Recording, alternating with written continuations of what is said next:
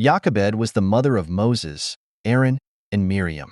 She was a daughter of one of the 12 sons of Jacob, who made up the 12 tribes of Israel, God's covenantal people. Levi was Jochebed's father.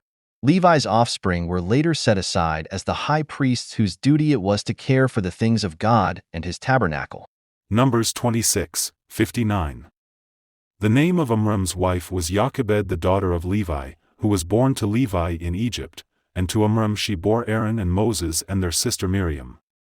The Bible doesn't give us a lot of detail about Jochebed's life, but she was a chosen vessel of the Lord. The time had come for God to raise up a redeemer for his people. God told Abraham that his descendants would be slaves and afflicted for 400 years. Genesis 15 verses 13 to 14. Then he said to Abram, "Know certainly that your descendants will be strangers in a land that is not theirs, and will serve them, and they will afflict them 400 years.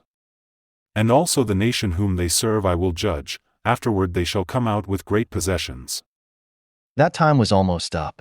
Pharaoh started to notice the Hebrews had grown into a multitude of people, enough people to easily overtake the Egyptians. He ordered the taskmasters to make life hard on them, but it seems the more they were afflicted, the more they were blessed. Exodus 1 verses 10 to 12.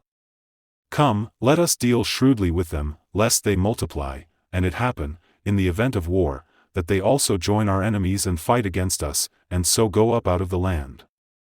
Therefore they set taskmasters over them to afflict them with their burdens. And they built for Pharaoh supply cities, Pithom and Ramses. But the more they afflicted them, the more they multiplied and grew. And they were in dread of the children of Israel. Pharaoh decided if he couldn't beat down the men, he would attack the weak and helpless females while they were giving birth. Exodus 1 verses 15 to 16. Then the king of Egypt spoke to the Hebrew midwives, of whom the name of one was Shiphrah and the name of the other Puah.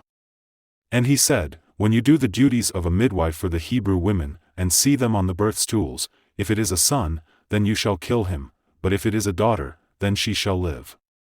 God did not approve of Pharaoh's plan. The midwives Shiphrah and Puah suddenly developed a fear of God and refused to do Pharaoh's bidding. These two strong women saved many lives and earned the blessing of God for doing so. Exodus 1 verses 17 to 20. But the midwives feared God, and did not do as the king of Egypt commanded them, but saved the male children alive. So the king of Egypt called for the midwives and said to them, "Why have you done this thing, and saved the male children alive?" And the midwives said to Pharaoh, "Because the Hebrew women are not like the Egyptian women, for they are lively and give birth before the midwives come to them." Therefore God dealt well with the midwives, and the people multiplied and grew very mighty.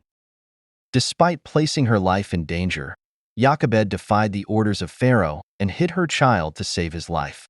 Exodus 1 verse 22. So Pharaoh commanded all his people, saying, "Every son who is born you shall cast into the river, and every daughter you shall save alive." Exodus 2 verses 1 to 4. And a man of the house of Levi went and took as wife a daughter of Levi. So the woman conceived and bore a son.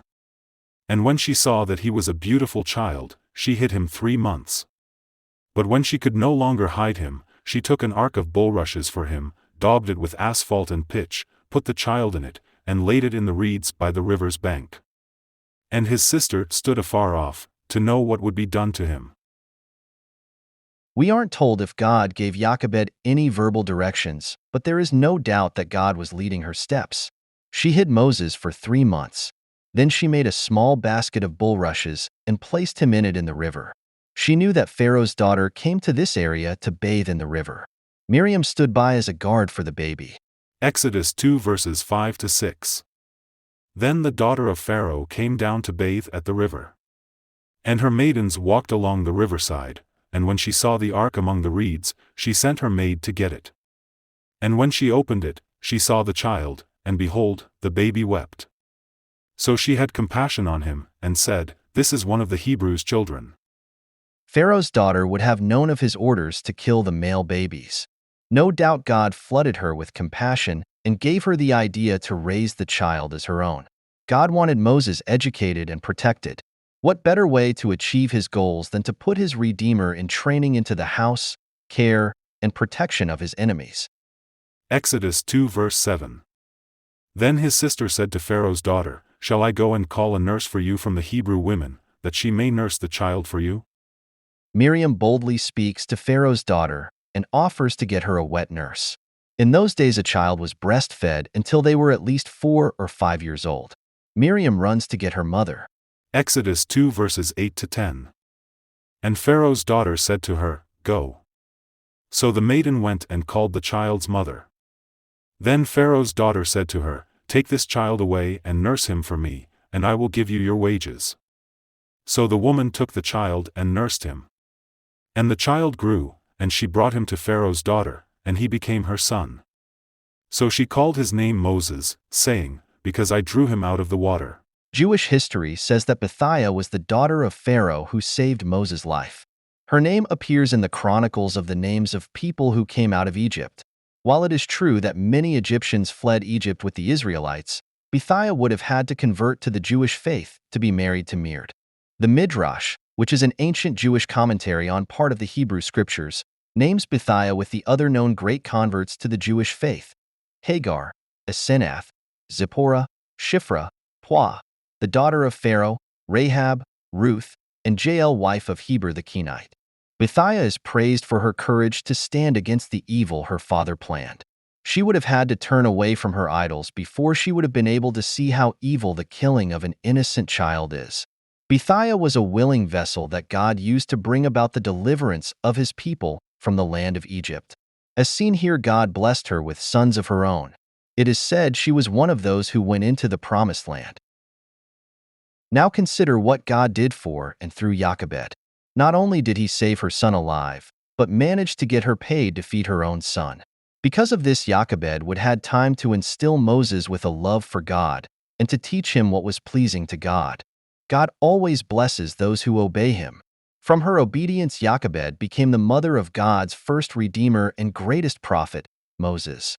Her son Aaron became the first high priest, and her daughter Miriam became the first worship leader singing praises in the house of God.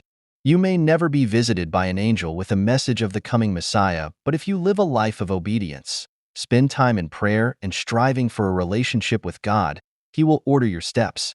When God orders your steps, good things come from each step you make in faith.